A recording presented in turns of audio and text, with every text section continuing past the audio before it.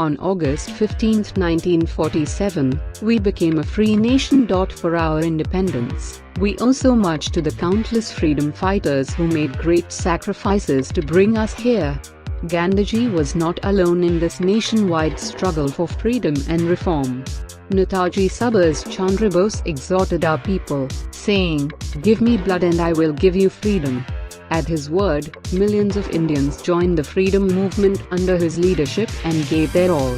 A tradition I remember from my childhood was that when there was a wedding in one family, the entire village shared the responsibility and contributed. Regardless of the caste or community, the bride became the daughter of not just a single family but of the entire village.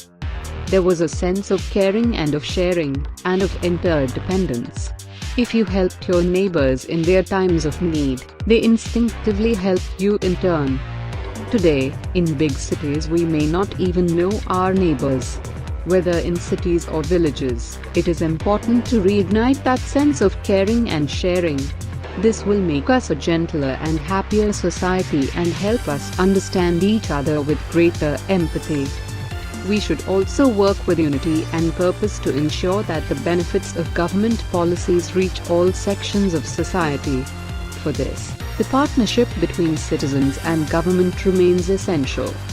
The government is building toilets or helping build toilets, but it is for each of us to use those toilets and make India open defecation free.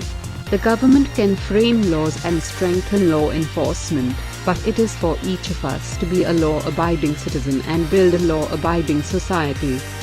The government is implementing GST to eliminate multiple taxes and simplify transactions, but it is for each of us to make this an essential part of our everyday transactions and business culture. I am happy that the transition to the GST system has been smooth. In the year 2022, our country will complete 75 years of independence. It is our national resolve to attain certain desired milestones for a new India by then. When we speak of a new India, what do we mean?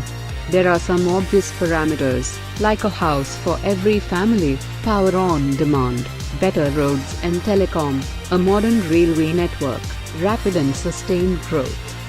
New India must be a society rushing towards the future, but also a compassionate society. A compassionate society where the traditionally disadvantaged, whether SCs, STs or OBCs, are part of our national developmental process. I am confident that a strong partnership between citizens and the government will allow us to meet the goals of New India. Your immense patience and understanding in the days following demonetization, and your wholehearted support in the battle against corruption and black money, reflected a responsible and enlightened society. Demonetization has boosted our efforts to build an honest society. We must sustain this spirit and this momentum. Poverty and New India are simply not compatible. Today, the world is looking at India with admiration. Our country is seen as a responsible global citizen, a growing economy, and a solution provider to various international challenges, such as climate change, disasters, conflicts, humanitarian crises, radicalism and terrorism. As citizens and children of India, whether we live at home or abroad, we must ask ourselves how we can add to our country's pride. Our soldiers who guard our borders, on a hot day in the desert or high up on a cold mountain, are not just doing their duty. They are displaying an extra degree of selflessness. Our police and paramilitary forces that brave death to combat terrorism or crime and keep us safe are not just doing their duty. They are displaying an extra degree of selflessness. On an appeal from the Prime Minister, more than 1 crore families voluntarily gave up their LPG fuel subsidy, so that a gas cylinder could reach the kitchen of a poorer family of fellow Indians. And so that members of that family, particularly women, were saved from smoke from chulhas that damage their eyes and lungs. I would urge you, as fellow nation builders, to help educate less privileged children in our society. Help teach a child other than your own.